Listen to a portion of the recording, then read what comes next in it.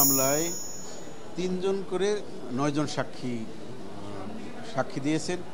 তারা হচ্ছে সোনালী ব্যাংক গণভবন শাখার বিভিন্ন স্তরের কর্মকর্তা।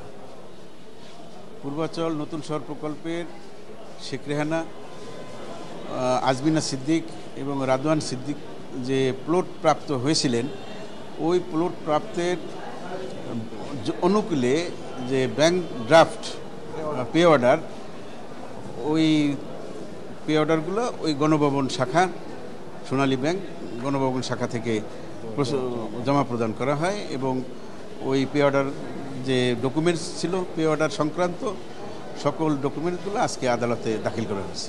এই পে অর্ডারের মাধ্যমে তাহলে মামলার পক্ষে কি প্রমাণ করতে পারছেন? এটা মামলার পক্ষে প্রমাণ হচ্ছে এটা যে তারা যে প্লট প্রাপ্ত হয়েছে, প্লট প্রাপ্তের সাপেক্ষে যে টাকা জমা দিতে হয়, পে অর্ডার জমা দিতে হয়, পে অর্ডারগুলো তারা জমা দিয়েছে। কত টাকা করে জমা দিয়েছে? এটা 12 লক্ষ, 18 লক্ষ আর 1,31,000 এক একজন 3টা পে অর্ডারের মাধ্যমে জমা দিয়েছেন।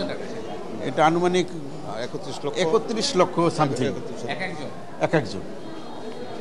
আর এখন পর্যন্ত আপনাদের টোটাল কতজন সাক্ষী আপনারা এক এক মামলায়? এটা এক এক মামলায় এক একভাবে শেষ হয়েছে। কোনো মামলায় প্রায় চার্জশিটভুক্ত 15 জন 16 জন সাক্ষী শেষ হয়েছে, কোনো প্রায় 14 জন 3টা মামলায়, আবার কোনো মামলায় 13-14 জন, এইভাবে। আর কতজন সাক্ষী নেবেন এখন? এখনও চার্জশিটে যতজন, প্রায় সব মামলায় তো সমান সাক্ষী না, আরও প্রায় 8-10 জন 12 জন করে সাক্ষী অবশিষ্ট আছে। এখন পর্যন্ত এই যে ব্রিটিশ মিনিস্টার ছিলেন, যিনি এখন ব্রিটিশ এমপি, তার বিষয়ে সুস্পষ্ট কোনো কিছু কি আপনারা উপস্থাপন করতে পেরেছেন? সেই সাক্ষী আমরা এখনো উপস্থাপন করি নাই। আমরা ইনশাল্লাহ আগামী ধার্য তারিখে বা পরবর্তী যে সময় হবে তখনই আমরা এটা দেখব।